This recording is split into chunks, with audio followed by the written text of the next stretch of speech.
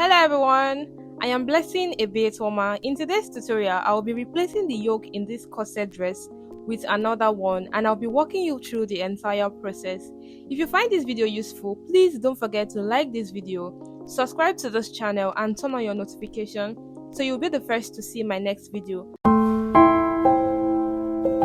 So I've gone ahead to remove the first yoke on this corset dress. The next thing now is to cut out the new yoke. Luckily for me, I still have some of the fabric at home. I'm marking out my shoulder line. This is where I'll be starting my measurement from. After marking out my shoulder line, the next thing I am marking out my length of my yoke, which is 8 inches. I am so sorry that the camera did not capture that part, but I used 8 inches, and how I got the 8 inches is by measuring from my shoulder length before removing the yoke. From my shoulder length to the deepest part of my neckline, and I got 7.5 inches, adding half inches for sewing, which got me 8 inches. The next thing I am doing, I am marking my shoulder measurement. My shoulder is 15, so I'm marking 7.5 inches, which is 15 divided by 2 will give you 7.5 inches. So the next thing, I am marking my neck width, and I use 3.5 inches for my neck width and 3.5 inches also for my neck depth. Then I'm using my curve rule just to connect the lines, just like you have seen. And the next thing is to mark up my shoulder slope. I used 1 inches for my shoulders. I came down by 1 inches for my shoulder slope, and I am connecting it to my neck width with my ruler. And then the next is to cut out the yoke itself.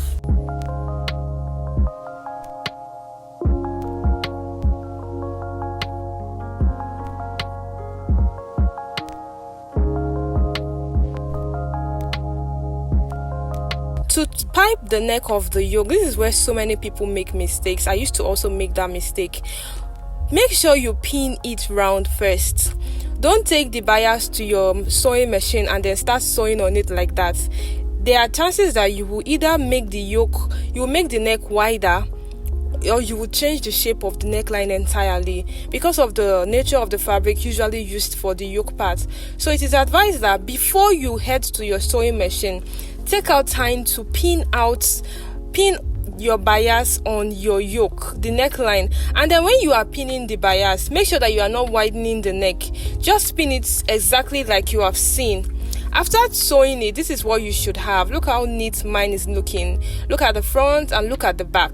So now time to place the corset on the yoke. This is where the real work lies, because you have to be careful not to widen. You know, we've made this dress before, but usually you are supposed to cut out the yoke when you are drafting the pattern of the corset. It's so easy. Then you sew it together like you saw the first one.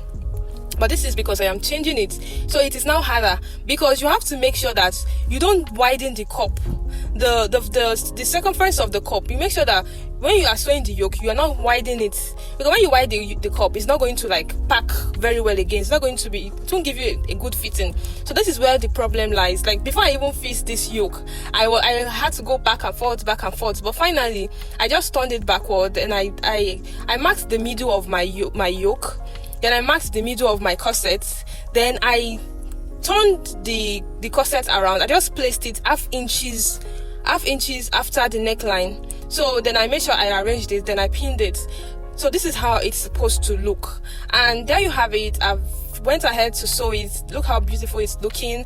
And finally, our yoke is sitting perfectly on the corset. I hope you find this video very useful. If you find it useful, please don't forget to like this video. Subscribe. If you have a question, leave it in the comment section.